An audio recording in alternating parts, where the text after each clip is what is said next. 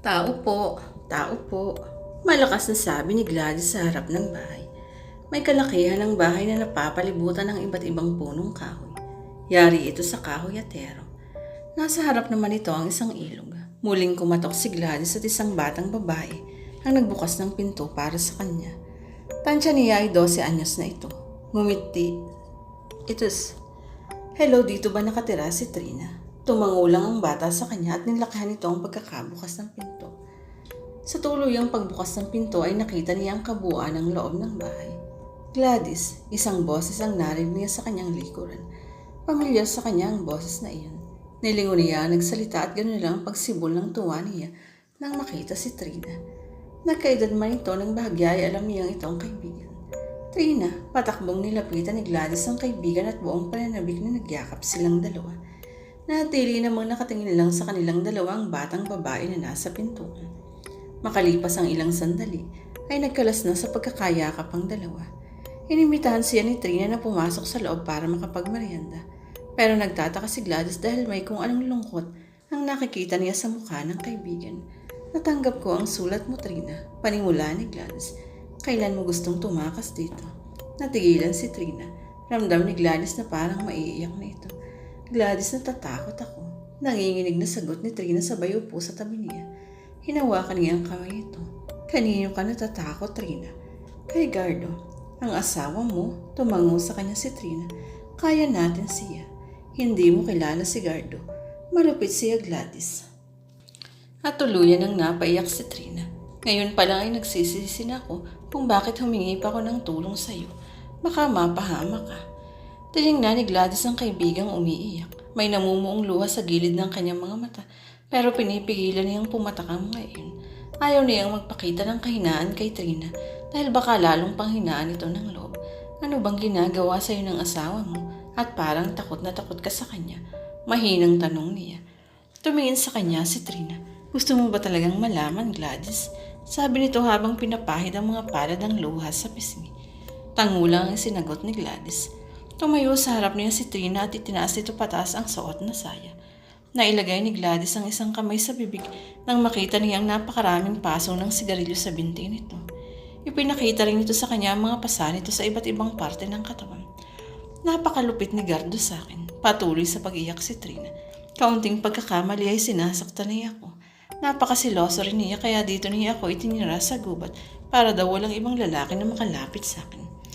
Lalong nakaramdam ng awa si Gladys sa kaibigan. Hinaplos niya ang buhok ni Trina. Hayaan mo, Trina. Bukas na bukas din na itatakas kita dito. Pero paano? Walang kang bumibiyahe ng ganitong araw paalis ng isla. Huwag kang mag-alala. May kinausap na akong bakero at susunduin niya tayo bukas ng alas 5 ng hapon. Kaya maghanda ka. Muling tumayo si Trina. Parang hindi ito mapakali at takot na takot. Natatakot ako, Gladys. Baka mahuli tayo ni Gardo, sabi nito.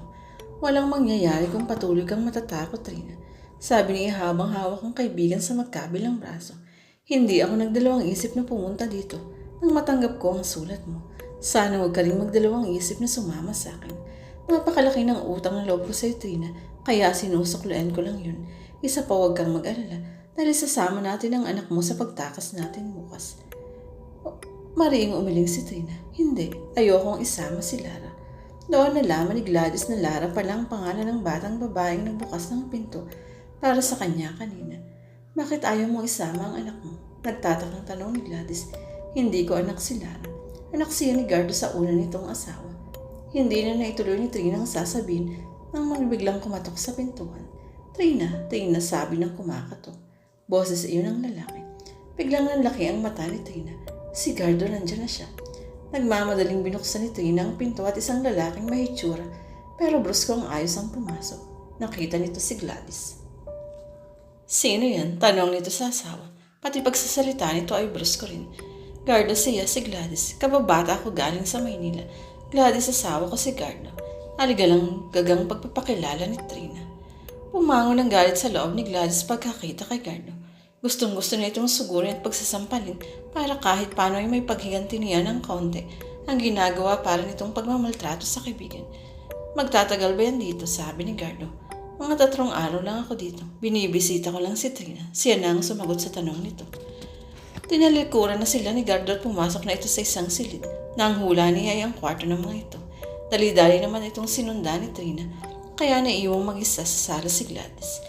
Lumabas ng bahay si Gladys at dinala siya ng mga paniya sa likod bahay, kung saan nakita niya si Lara na nagsasaing sa kala na kahoy lang ang gatong. "Hay, Lara ang pangalan mo, diba? Ako si Tita Gladys." Inilahan niya ang kamay pero tiningnan lang siya ng bata. May kung anong misteryong nakikita si Gladys sa mga mata ni Lara, pero hindi niya matukoy kung ano iyon. Maya-maya ay tumayo ng bata at kumuha ng balde. Nagtungo ito sa ilog at sumalok ito ng tubig. Nakamang bubuhatin na ni Lara ang baldeng puno ng tubig nang agawin niya ang balde mula dito. "Ako na," sabi niya at hinayaan niya itong buhatin. "Saan ko ito dadalhin?" Itinuro ng bata ang pintuan sa likod na patungo sa kusina. Pumasok siya na natitunuro ito ang isang banga na lagayan ng tubig. Habang ibinubuhos niya ang laman ng balde sa banga, ay nagsataka siya dahil hindi man lang narinig magsalita ang batang si Lara. Nang matapos may salin ng tubig ay pinagmasdan ni Gladys si Lara.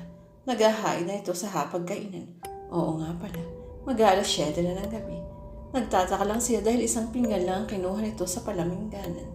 Ganun pa man ay naisip niyang nasanay siguro itong kumain mag-isa.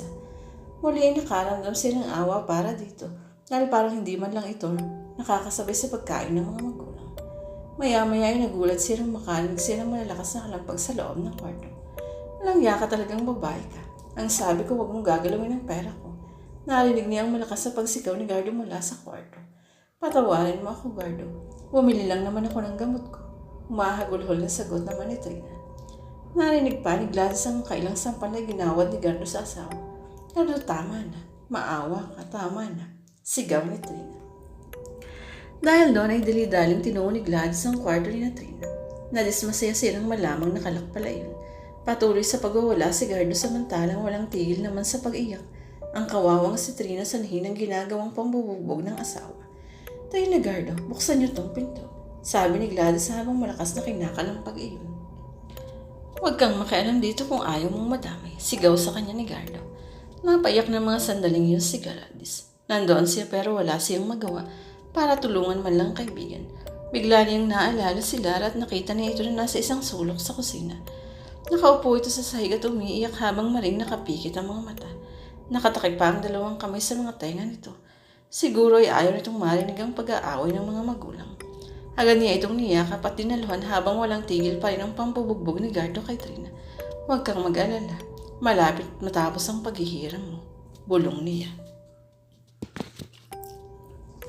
Hindi makatulog ng gabing yun si Gladys. Sa nasaksihan niyang pambubugbog ni Gardo kay Trina, ay naisip niyang mahihirapan siyang itakas ang kaibigan. Pabiling-biling siya sa higaan.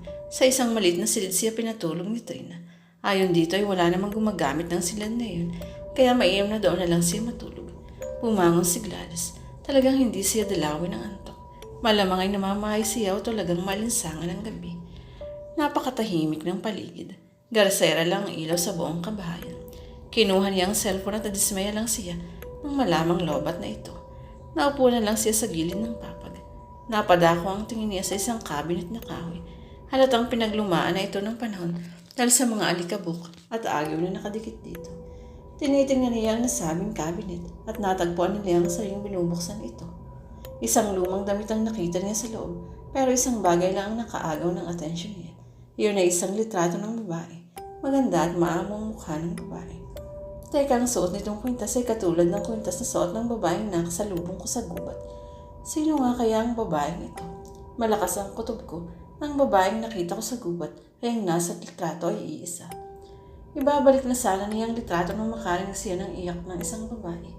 Umiiyak ay at parang nahihirapan. Hindi naman kaya si Trina iyon. Pinakinggan niyang mabuti ang pag-iyak. Parang hindi yun nagagaling sa loob ng kabahayan, kundi sa labas. Kailangan niyang puntahan ang umiiyak dahil alam niyang si Trina yun. Baka kailangan ito ng makakausap. Lumabas na siya ng kwarto at maingat na binuksan ang window. Sumalubong sa napakalamig na hangin pagkalabas niya, kaya bigla niyang nagyakap ang sarili. Napakadilim pero sapat na ang liwanag ng mumula sa buwan para iwalawan ang kapaligiran niya. Narinig na naman niyang muli ang hirap na pag-iiyak ng babae. Sigurado niyang sa ilog yun ang galing, kaya naman sinundan niya ang daan papunta doon. Hindi nga siya nagkamali dahil sa may batuhan, Sa gilid ng ilog ay may isang babaeng nakaupo patalikod sa kanya. Trina, ikaw ba yan? Tanong niya sa babaeng umiiyak. Habang unti-unti siyang lumalapit dito. Trina, walang sagot. Hahakawakan niya sana ito sa balikat nang bigla itong lumingon sa kanya. Sobrang kilabot niya nang makita ang mukha nito. Hindi ito si Trina kundi ang babaeng nakasalubong niya sa gubat. Nakilala niya ito dahil sa suot nitong kwintas. Maputla ang batal nito at nanlilisik ang mga mata habang nakatingin sa kanya. Basang-basa din ang buong katawan nito. Sino ka? Takot na tanong niya. Napatras siya nang tumayo ito at dahan-dahang lumapit sa kanya ang babae. Umalis ka na. Tumakas ka na. Sabi ng babae. Tumakas? Bakit? Naguguluhan na talaga si Gladys sa sinasabi sa kanya ng babae. Lalong natakot si Gladys nang makita niyang naaagnas ang unti-unti ang katawan ng babae. Nalalaglag ang laman ito sa lupa habang humahakamang ito palapit sa kanya. Takot na si Gladys ng mga sandaling iyon. Palapit ng palapit sa kanya ang babae. Kailangan na niyang tumakbo. Tumalikod na siya upang tumakbo palabalik ng bahay. Pero nakakailang hakbang pa lang siya nang biglang hindi na niya maihakbang ang kanyang mga paa. Naramdam niyang parang may nakapulupot sa bewang niya. Natigilan siya. Hindi niya napigilang tingnan kung ano ang nakapulupot sa bewang niya at nanlaki ang mga mata niya. Nakaluhod sa likuran niya ang babae habang nakayakap ng mahigpit sa bewang niya. Parang pinipigilan siya nitong bumalik sa loob ng bahay. Isang malakas na tili ni Gladys ang pumunit sa katahimikan ng gabi. Habol ang hininga ng magising si Gladys at napabalik ko siya ng bangon. Pinakaramdaman niya ang sarili. Panaginip lang.